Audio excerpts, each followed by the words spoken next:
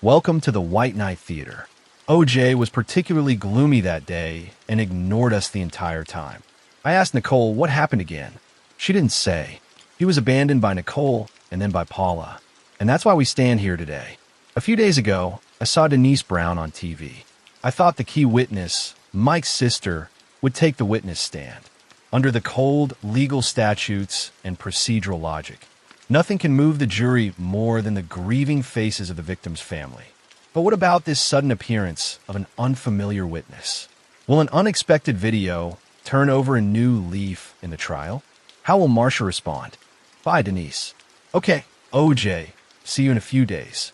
All right, Captain Jew, take care of yourself and get some exercise. Soak up some sun, haha. 4 days later, the jury and Nicole's sister, Denise Brown, who stood at the witness stand, watched the video together.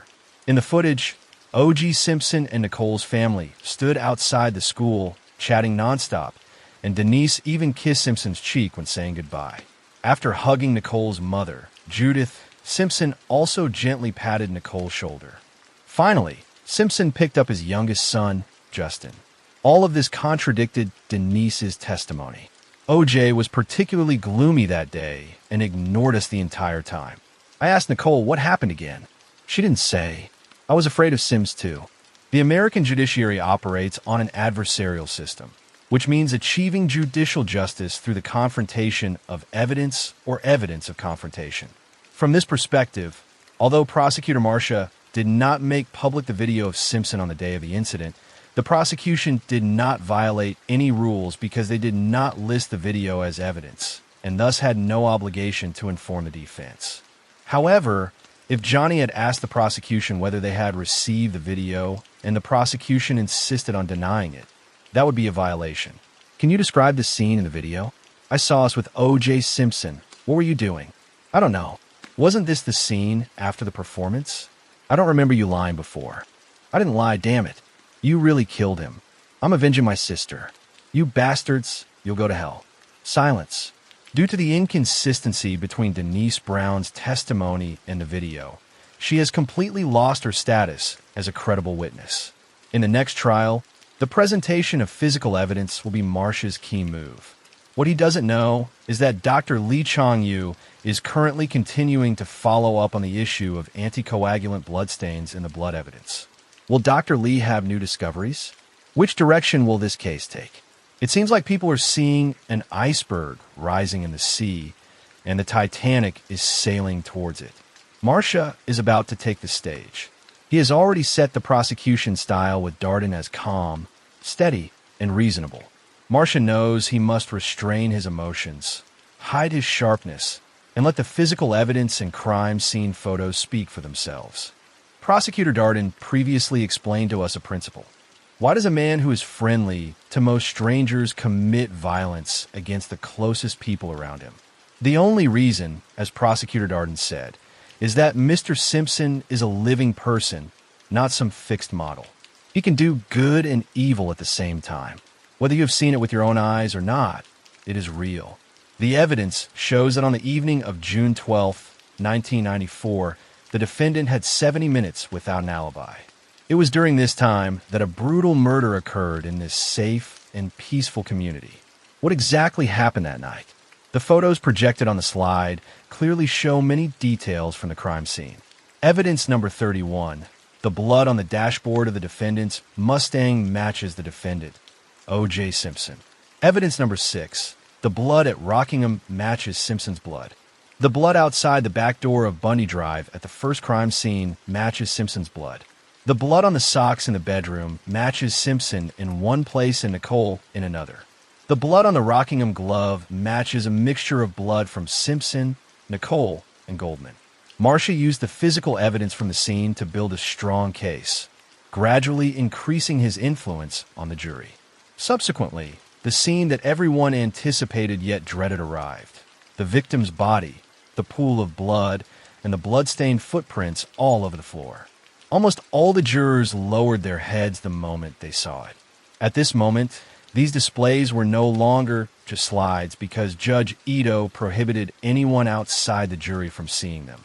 Thus, Marcia turned the large paper display board towards the jurors, and the others who came to watch the public trial had to nervously search for the jurors' expressions in order to speculate on what Marcia was presenting. Partly, Judge Lance Ito reminded that if the jurors felt uncomfortable, they were allowed to leave, but they must not have exaggerated expressions or body movements. However, people still saw the jurors' eyes filled with horror and disgust, and noticed their facial expressions as tight as if they were cast in iron. The next morning, several media and newspaper front pages featured the jurors' eyes. This terrifying reaction spread like ripples in water, expanding circle by circle, overflowing the courtroom, the screen, and reaching the entire world. Dr. Lee Chong-yu and Sam, who watched the entire process through the screen, fell into silence.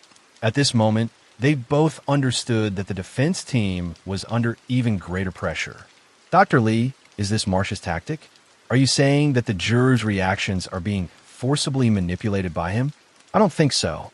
As a professional, I also felt cruelty the first time I saw the photos of Nicole's victimization, let alone they are ordinary people. In this case, their shock indeed exceeds anyone present. After all, both the prosecution and the defense are already familiar with the evidence, and the family members have also seen the body and experienced the funeral.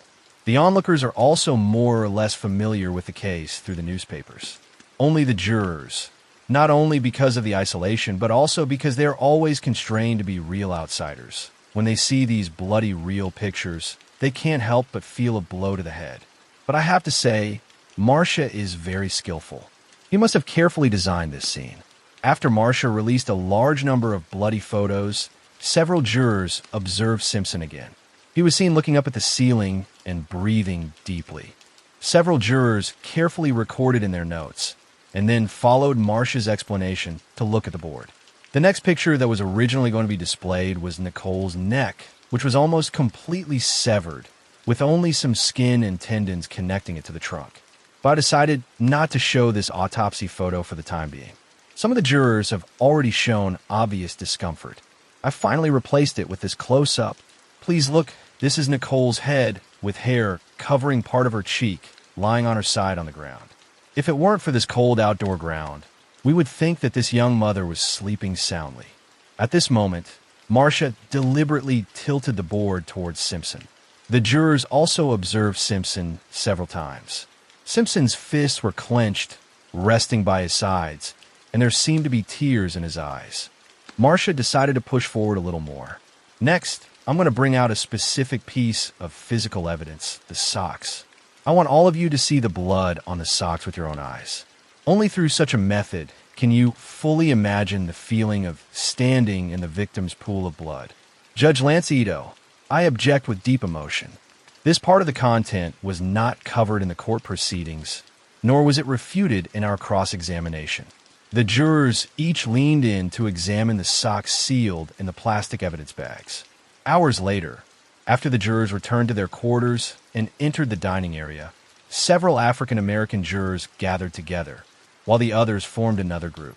As required, discussing the case among jurors is absolutely prohibited until the procedure is completed or the judge permits discussion. Jurors are not allowed to utter a single word about it. For now, the jurors can only listen, not speak. A dramatic contrast was formed. For over 30 minutes, the African-American jurors remained silent, with complete quietness. At the other table, as usual, jurors chatted while eating, occasionally sharing a joke. For the prosecution team, Marcia's move was undoubtedly a win. At this moment, for the defense team, the importance of EDTA, ethylene diamine tetraacetic acid, seemed even greater. What did the lawyers say about Dr. Lee's discovery of EDTA in the blood? They have calmed down. I emphasized to them that EDTA is also used as a preservative. Many foods contain trace amounts of EDTA, so it might also be present in human blood. We cannot ignore the new physical evidence, nor can we exaggerate it. Further testing is still needed. I have already contacted the FBI to borrow a device capable of performing mass spectrometry, which can accurately determine the proportion of EDTA in the blood. This way, we can assess whether the EDTA content in the blood sample is normal.